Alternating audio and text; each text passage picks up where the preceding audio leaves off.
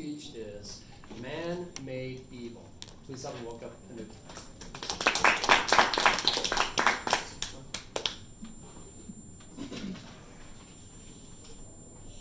Hi everyone. How are you guys doing? Good. I would like to add in a small intro. I'm an Indian.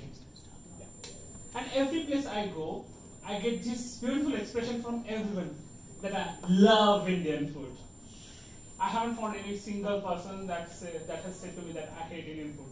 If there is anyone in this room who wants to say that, meet me outside and I'll show you. Do you have food outside? Being from India and traveling to the States, I have changed a lot. I have learned so many things. My perspective towards life is changing. I used to be this negative person who used to be very shy. I know nobody will believe that I used to be a shy and an introvert. I'm still an introvert. But life has changed and I started noticing different things. There are so many problems in the world and we are just ignoring and putting a deaf eye towards it. These problems are still existing in India as well as in many other countries. However, what I have learned is the awareness about this problem. Today my speech is about Anna Shastra. It means oral food wisdom. I'm going to relate different topics in this speech. Not in today's speech. There is going to be a series of speeches. Today's speech is man-made evil. So this will be the first speech, and there will be several other speeches in future that will tell us what is the link between how we choose what we eat and how it affects our environment. My first question, can you guess what is the man-made evil? The food industrialization complex. What is the first man-made evil? We are all seeing the news about it over the internet. Every single day you will find something is happening because of that. Climate change? Spicy food. Guns. The plastic. And it is the first and the most important part in understanding the food culture. In 1869, John Wesley gave birth to plastic. It was used as a replacement for ivory, which was used for making the balls for billiards. It also replaced so many fossil fuels and many other natural products. Everybody said that it is protecting the environment because it is replacing all the natural products that we used to depend on, and it used to be dependent on whether that natural product is available in the environment or not. However, the concerns started to raise soon. A century after, our oceans were filled with a lot of plastic. Our fish is eating that, our cattle is also eating that because they don't know what to eat and what not to eat. So every single food item on our planet is getting affected by the plastic. From salt to fish, everything has microplastic. Plastic has become so cheap, like even if you see the tip of this lace, it is also having a plastic.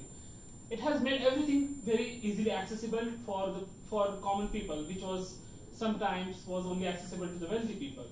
However, something that is cheap, it is said that something that is cheap doesn't last long, but in the case of plastic, it lasts long and it lasts forever. We haven't found enough ways to recycle it or to reduce it. What happens to the plastic is just it goes to the dumpsters.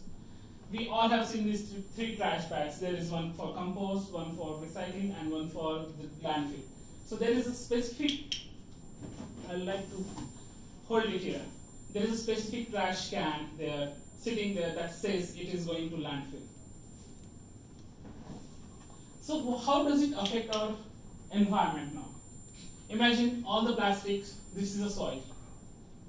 Now all the landfill, all the plastic items that we are going to fill it in landfill, they are going to dig a hole, put a layer of plastic, and they are going to separate it. Now when the rain falls, this is going to get blocked by this. So our soil is actually not getting the rainwater that needs to be soaked by the soil. Plants, trees, they used to help the soil to soak the water, but we are cutting down all the trees. So there is no rainwater going inside the soil. Now when we talk about, and this is not the only problem, and this is also responsible for causing the global warming. There are other alternatives, like people are coming up with biodegradable plastics or recyclables or paper plates and everything. There are so many other items, but the problem comes with, do we understand what is recyclable and what is not recyclable? Every single cup that we use is also going to go to the landfill. And a paper also requires certain amount of time to get decomposed. So here I am today going to tell you few tips that we can all incorporate in our daily lives. The first thing, and the easiest, we all do this mistake, avoid plastic cutlery. We can have a bowl, a ceramic bowl, a ceramic glass, iron utensils, I will say iron, silverwares that we can keep at work. Imagine that if you are having the 3 meals a day and you are using a plastic cutlery, you are making it nine landfillable items, and in a week you are generating 45 items of that. Imagine the whole world doing the same thing. We are resulting into a tons of plastic that is going to the landfill. If we are using these recyclable items, we are cutting that source right there. The second thing, the common mistake that we all do is packing the lunch. All of us eat sandwiches, and we use these little Ziploc bags or plastic wrappers. We do not realize that it is going to go to the trash and it is also going to end up in landfill. Rather than we can use the reusable boxes for that. The third, packaging bags. Whenever you go to the grocery stores, carry a reusable cloth bag with you. And avoid anything that is coming in plastic. There are so many different steps, but we can try to change it. These were the words from the world's youngest nature activist. I want you to panic. I don't want you to be hopeful. I want you to act as if the house was on fire. I want you to feel the fear I feel every day, and then I want you to act. Remember, we do not need perfect hands we do not need handful of hands to do, I'm sorry, I will have to read this out. We don't need handful of people doing the zero waste perfectly. We need millions of people doing it imperfectly. Thank you.